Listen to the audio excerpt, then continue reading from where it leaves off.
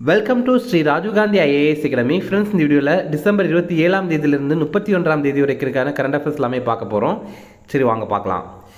Friends, இந்த video notes எல்லாமே கீழே பிடிஎஃபாக டிஸ்கிரிப்ஷன் கொடுத்துருக்கோம். அதெல்லாமே கிளிக் பண்ணி டவுன்லோட் பண்ணிச்சிங்க. அப்புறம் நம்ம டெலிகிராம் குரூப் லிங்க்மே கீழே டிஸ்கிரிப்ஷன் கொடுத்துருக்கோம். அதுலேயுமே கிளிக் பண்ணி ஜாயின் பண்ணிங்க. ஓகே, சரி வாங்க பார்க்கலாம். ஃபஸ்ட்டு, உலகின் மிக வேகமான ரயிலை அறிமுகம் செய்த நாடு எது? இதற்கான ஆன்சர் சீனா. இப்போ சீனா பார்த்திங்க அப்படின்னா உலகத்துடைய மிக வேகமான ரயிலை அறிமுகம் பண்ணியிருக்காங்க. அதோடைய பேர் CR450 அப்படிங்கிறது தான். இதோடைய வேகம் பரிசோதனை பண்ணும்போது 450 km/h அந்த அளவு வேகத்தில் போயிருக்கு. அடுத்தது, தற்போது காலமான மன்மோகன் சிங் இந்தியாவின் எத்தனையாவது பிரதமராக இருந்தவர்? இதற்கான ஆன்சர் 13. நம்ம இந்தியாவுடைய 13வது பிரதமராக இருந்தவர் டாக்டர் மன்மோகன் சிங். அவர் இப்போ மரணம் அடைந்துட்டார். இவர் 2004ஆவது ஆண்டுலேருந்து 2014ஆவது ஆண்டு வரைக்கும் இந்தியாவுடைய பிரதமராக இருந்திருக்காரு.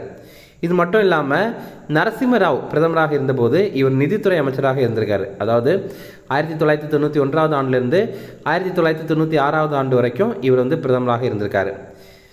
இது மட்டும் இல்லாமல் 1987ஆவது ஆண்டு பத்ம விபூஷன் விருது கூட இவர் பெற்றிருக்காரு. இவர் எழுதின முக்கியமான புத்தகம் சேஞ்சிங் இந்தியா அப்படிங்கிற புத்தகம். இது 2019ஆவது ஆண்டு வெளியிட்டிருந்தாங்க. இது SSC எக்ஸாம்ல எல்லாம் கேட்பாங்க, சேஞ்சிங் இந்தியா அப்படிங்கிறது யார் எழுதின புத்தகம் அப்படிங்கிற மாதிரி. அடுத்தது, ஸ்பேடெக்ஸ் திட்டத்தை செயல்படுத்தும் அமைப்பு எது? இதற்கான ஆன்சர் இஸ்ரோ. நம்ம இந்தியா சார்பில் இஸ்ரோ சார்பில் பார்த்திங்க அப்படின்னா ஸ்பேடெக்ஸ் அப்படிங்கிற ஒரு மிஷனை செயல்படுத்த போகிறாங்க. ஸ்பேடெக்ஸ் இதோடைய விரிவாக்கம் ஸ்பேஸ் டாக்கிங் எக்ஸ்பெரிமெண்ட் அப்படிங்கிறது தான். இது என்ன அப்படின்னா விண்வெளியில் செயற்கைக்கோள்களை இணைக்கிற பணி தான். ஓகேவா, இந்த டாக்கிங் அப்படின்னா இணைக்கிறது அப்படிங்கிறது. இப்போ விண்வெளியில் இணைக்கிறது அப்படிங்கிறதுனால டாக்கிங் அப்படின்னு சொல்லுவாங்க. ஓகே, இதை எதற்காக இணைக்கிறாங்க அப்படின்னா நம்ம 2 விண்கலங்களை தனித்தனியாக அனுப்பும்போது அடுத்தது நம்ம எதிர்காலத்தில் அதை விண்வெளியிலேயே இணைக்க முடியும் அப்படின்னா அது பெரிய ஒரு சாதனை தான். அப்புறம் அதன் மூலமாக நம்ம பல்வேறு ஆராய்ச்சிகளை பண்ண முடியும். ஓகே, இப்போ பார்த்திங்க அப்படின்னா இதற்காக இந்த 2024ஆவது ஆண்டு டிசம்பர் 30ஆம் தேதி 2 விண்கலங்களை விண்ணில் அனுப்பியிருந்தாங்க. PSLV C60 அப்படிங்கிற ராக்கெட் மூலமாக தான் விண்ணில் அனுப்பியிருந்தாங்க. அந்த 2 விண்கலங்கள் எதெல்லாம் அப்படின்னா, ஒன்று SDX-01 அப்படிங்கிற சேசர் அப்படிங்கிற விண்கலம், இன்னொன்று XDX-02 டார்கெட் அப்படிங்கிற விண்கலம். இதை ஜனவரி 7ஆம் தேதி இந்த ஆண்டு 2025ஆவது ஆண்டு ஜனவரி 7ஆம் தேதி விண்ணில் இணைக்க போகிறாங்க. ஃப்ரெண்ட்ஸ், நம்ம ராஜீவ்காந்தி IAS அகாடமியில் நம்ம TNPSC Group 1, Group 2, Group 4 எக்ஸாமுக்கான பாடப்புத்தகங்கள் எல்லாமே இருக்குது. எல்லாமே தமிழில் இருக்குது, அதே மாதிரி இங்கிலீஷில் இருக்குது. உங்களுக்கு எது தேவையோ அதை நீங்கள் ஆர்டர் பண்ணிக்கலாம். நீங்கள் மொத்தமாக வாங்கிக்கலாம், அல்லது உங்களுக்கு தேவைப்படுற புத்தகங்கள் மட்டும்தான் வேணும் அப்படின்னா கூட நீங்கள் கால் பண்ணி ஆர்டர் பண்ணி வாங்கிக்கலாம். நீங்கள் தமிழ்நாட்டில் எங்கே இருந்தீங்க அப்படின்னாலும் நாங்கள் உங்களுக்கு இதை கொரியர் மூலமாக சென்ட் பண்ணி தந்துடுவோம். அதே மாதிரி நம்ம இன்ஸ்டியூட்டில் பார்த்திங்க அப்படின்னா எஸ்ஏ எக்ஸாமுக்கான புதிய கிளாஸ் ஸ்டார்ட் பண்ணியிருக்கோம். நம்ம இன்ஸ்டியூட்டில் ஓப்பன் கோட்டாக்கும் கிளாஸஸ் இருக்குது, அதே மாதிரி டிபார்ட்மெண்டல் கோட்டாக்கும் கிளாஸஸ் இருக்குது. நம்ம இன்ஸ்டியூட்டில் ஆன்லைன் கிளாஸும் இருக்குது, அதே மாதிரி ஆஃப்லைன் கிளாஸும் இருக்குது. நம்ம இன்ஸ்டியூட்டில் ரெகுலர் கிளாஸஸ் இருக்குது, அதே மாதிரி வீக்கெண்ட் பேட்சஸும் இருக்குது. உங்களுக்கு எது கம்ஃபர்டபுளோ நீங்கள் அதில் ஜாயின் பண்ணி படிக்கலாம். ஓகே, நம்ம இன்ஸ்டியூட் எங்கே இருக்குது அப்படின்னா சென்னையில் அண்ணா நகரில் இருக்குது. ஓகே, இது சம்மந்தமான தகவல் ஏதாவது உங்களுக்கு தெரியணும் அப்படின்னா ஸ்க்ரீனில் தெரிகிற 2 நம்பருக்கு கால் பண்ணி பேசிக்கலாம். அடுத்தது, ஒவ்வொரு கண்டத்தில் உள்ள மிக உயரமான மலைகளில் உச்சியை அடைந்த மிக இளவயது பெண் யார்? இதற்கான ஆன்சர் காமியா கார்த்திகேயன். இவங்க நம்ம இந்தியாவை சேர்ந்தவங்க. இப்போ நமக்கு மொத்தமாக 7 கண்டங்கள் இருக்குது. இந்த 7 கண்டங்கள் இருக்குல்ல, இங்கே ஒவ்வொரு கண்டத்துலேயும் மிக உயரமான மலைகளில் உச்சியை அடைந்த மிக இளவயது பெண் யார் அப்படின்னா இவங்க தான். இவங்க நம்ம இந்தியாவை சேர்ந்தவங்க. இவங்க வெறும் 17 வயது தான் இவங்களுக்கு ஆகுது. இவங்க மும்பையை சேர்ந்தவங்க. அடுத்தது, டாக்டர் அம்பேத்கர் சம்மான் யோஜனா எங்கு தொடங்கப்பட்டது? இதற்கான ஆன்சர் டெல்லி. இப்போது டாக்டர் அம்பேத்கர் சம்மான் யோஜனா அப்படிங்கிற திட்டத்தை டெல்லியில் தொடங்கி வச்சுருக்காங்க. இதோடைய நோக்கம் என்ன அப்படின்னா SC மாணவர்கள் இருக்காங்கல்ல, பட்டியலின மாணவர்கள், அவங்களுக்கு உதவணும் அப்படிங்கிறது தான். இதில் என்ன பண்ணுவாங்க அப்படின்னா, இப்போ இந்த மாணவர்கள் வெளிநாடுகளில் உயர்கல்வி படிக்கிறாங்க, காலேஜில் படிக்கிறாங்க அல்லது யூனிவர்சிட்டியில் வெளிநாட்டில் படிக்கிறாங்க அப்படின்னா அவங்களுக்கான அனைத்து செலவுகளையுமே அரசே ஏற்றுக்கொள்ளும். அதான் இந்த திட்டம். இப்போ உங்களுக்கான கேள்வி, டெல்லியுடைய தற்போதைய முதல்வர் யார் அப்படிங்கிறது உங்களுக்கு தெரியும்னா கமெண்ட்ஸில் சொல்லுங்கள். அடுத்தது, UIDAI அமைப்பின் தலைமை செயல் அதிகாரியாக பதவியேற்றவர் யார்? இதற்கான ஆன்சர் புவனேஷ்குமார். UIDAI உடை அப்படின்னு கூட சொல்லுவாங்க. இதோடைய விரிவாக்கம் பார்த்தீங்கன்னா unique identification authority of India அப்படிங்கிறது. நம்ம இந்தியாவில் ஆதார் அமைப்பை கட்டுப்படுத்துகிற அமைப்பு இதுதான். ஓகேவா, இப்போ ஆதார் அப்படிங்கிறது ஒரு தனிப்பட்ட அமைப்பு கிடையாது. நமக்கு ஆதார் கார்டெல்லாம் இருக்குல்ல, அது எல்லாமே இந்த யுடை அப்படிங்கிற அமைப்பு கீழே தான் இருக்குது. இந்த யுடே அமைப்புடைய தலைவர் வந்து நீல்காந்த் மிஸ்ரா அப்படிங்கிறவர். இப்போ சிஇஓவாக புவனேஷ்குமார் அப்படிங்கிறவரை நியமனம் பண்ணியிருக்காங்க. அடுத்தது 2024 ப்ரோ கபடி விளையாட்டுப் போட்டிகளில் வெற்றி பெற்ற அணி எது? இதற்கான answer Haryana Steelers. Pro Kabaddi League இது என்ன அப்படின்னா இந்தியாக்குள்ளாடி நடைபெற கபடி போட்டி. இதில் வெற்றி பெற்றது ஹரியானா ஸ்டீலர்ஸ் அப்படிங்கிறது. ஒவ்வொரு மாநிலத்தின் சார்பாக ஒவ்வொரு அணியும் இருப்பாங்க. நம்ம தமிழ்நாட்டில் இருந்தால் பார்த்திங்க அப்படின்னா தமிழ் தலைவாஸ் அப்படிங்கிற ஒரு அணி இருக்குது. இதே மாதிரி ஹரியானாவை சேர்ந்த ஹரியானா ஸ்டீலர்ஸ் அப்படிங்கிற அமைப்பு தான் அப்படிங்கிற அணி தான் இந்த முறை வெற்றி பெற்றிருக்காங்க. முதல் முறையாக இந்த அணி வெற்றி பெற்றிருக்காங்க. இறுதிப் போட்டி சிவ சத்ரபதி விளையாட்டரங்கம் புனேல இருக்குது, அங்கே தான் இது நடைபெற்றது. ப்ரோ கபடி 2014 ஆண்டிலிருந்து நடைபெறுது. அடுத்தது காகியேட் நடன விழா எந்த மாநிலத்தில் நடைபெறும்?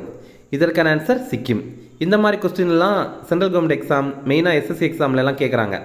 காகியேட் டான்ஸ் ஃபெஸ்டிவல் இது வந்து சிக்கிமில் தான் நடைபெறும்.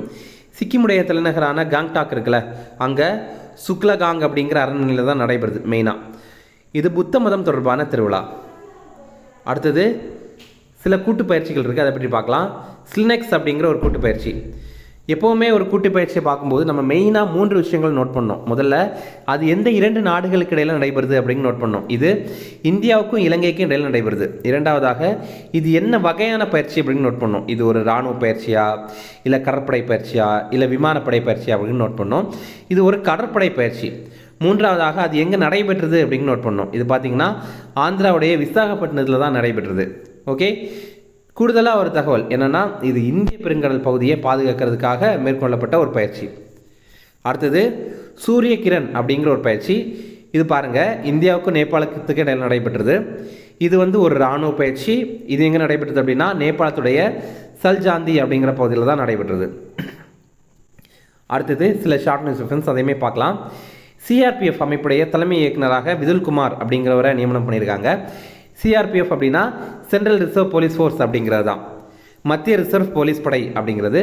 இந்த அமைப்புடைய பணி என்ன? இந்த அமைப்பு என்ன பண்ணும் அப்படின்னா இவங்க வந்து இந்தியாவில் பல்வேறு பகுதிகளில் நடைபெற கலவரங்கள் தடுப்பாங்க, அதான் இவங்களுடைய பணி.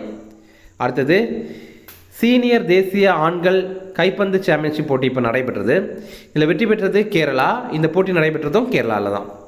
அடுத்தது சத்ரபதி சிவாஜி மகாராஜா சிலை இப்போ வந்து திறந்திருந்தாங்க. லடாக்கில் பாங்காங் அப்படிங்கிற பகுதியில் தான் இது திறந்திருக்காங்க. அங்கே பாங்காங் ஏரி இருக்குது, அங்கே தான் இதை திறந்திருக்காங்க. இந்த சத்ரபதி சிவாஜி மகாராஜா சிலை வந்து இந்தியா மற்றும் சீனாவுடைய எல்லையில் தான் அமைத்திருக்காங்க. இந்திய இராணுவம் தான் இதை நிறுவியிருக்காங்க. அடுத்தது இம்பார்ட்டன்ட் டேஸ் பார்க்கலாம். வீர் பால் திவாஸ் இது வந்து டிசம்பர் 26 இது என்ன அப்படின்னா சீக்கிய மதத்துடைய 10வது குருவான குரு கோபிந்த் சிங் அவருக்கு 2 மகன்கள், அதாவது சோரோவர் சிங் மற்றும் ஃபதே சிங், இவங்க 2 பேருமே முகலாயர்களால் கொலை செய்யப்பட்டாங்க. அப்போது அவங்க மதத்திற்காக தீவிரமாக நின்று போராடிட்டு இருக்காங்க. அப்போ அவங்களுடைய வீரத்தை பாராட்டி தான் இந்த ஒரு தினத்தை கடைபிடிக்கிறாங்க, வீர் பால் திவாஸ், அதாவது வீரமான பாலர்களுடைய தினம் அப்படிங்கிறதான் இதோடைய பொருள். அடுத்தது சர்வதேச தொற்றுநோய் தயார் நிலை தினம். இது வந்து டிசம்பர் 27 இப்போ நமக்கு நிறைய தொற்றுநோய்கள்லாம் வருது பார்த்தீங்களா, அது சம்மந்தமாக நம்ம தயாராக இருக்கணும் அப்படிங்கிறதுக்கான ஒரு தினம் தான் இந்த ஒரு தினம். இன்னும் ரிவிஷன் பார்க்கலாம். உலகின் மிக வேகமான ரயிலை அறிமுகம் செய்த நாடு எது? இதற்கான ஆன்சர் சீனா. அடுத்தது தற்போது காலமான மன்மோகன் சிங் இந்தியாவின் எத்தனையாவது பிரதமராக இருந்தவர்? இதற்கான ஆன்சர் 13. அடுத்தது ஸ்பேடெக்ஸ் திட்டத்தை செயல்படுத்தும் அமைப்பு எது? இதற்கான ஆன்சர் இஸ்ரோ. அடுத்தது ஒவ்வொரு கண்டத்தில் உள்ள மிக உயரமான மலைகளில் உச்சியை அடைந்த மிக இளவயது பெண் யார்? இதற்கான ஆன்சர் காமியா கார்த்திகேயன். அடுத்தது டாக்டர் அம்பேத்கர் சம்மான் யோஜனா எங்கு தொடங்கப்பட்டது? இதற்கான ஆன்சர் டெல்லி. அடுத்தது UIDAI அமைப்பின் தலைமை செயல் அதிகாரியாக பதவியேற்றவர் யார்? இதற்கான ஆன்சர் புவனேஷ்குமார். அடுத்தது 2024 ப்ரோ கபடி விளையாட்டுப் போட்டிகளில் வெற்றி பெற்ற அணி எது? இதற்கான ஆன்சர் ஹரியானா ஸ்டீலர்ஸ். அடுத்தது காகியேட் நடன விழா எந்த மாநிலத்தில் நடைபெறும்? இதற்கான ஆன்சர் சிக்கிம். அவ்வளோதான் ஃப்ரெண்ட்ஸ், இந்த வீடியோ பிடிச்சினா கண்டிப்பாக லைக் பண்ணுங்கள். நம்மளுடைய சேனலை சப்ஸ்கிரைப் பண்ணி வச்சுங்க, உங்களுடைய நண்பர்களுமே ஷேர் பண்ணுங்கள். கண்டிப்பாக இது அவங்களுக்கும் பயனுள்ளதாக இருக்கும். அதுக்கப்புறம் நம்ம இன்னும் மீதி இருக்க வீடியோ வந்து விரைவிலே போட்டுருவோம். நாளை கழிச்செல்லாம் வந்து சீக்கிரமாகவே போட்டுருவோம். ஓகே, அப்புறம் வந்து டெய்லி கரண்ட் அஃபேர்ஸ் வந்து பார்க்கலாம். Okay, thank you.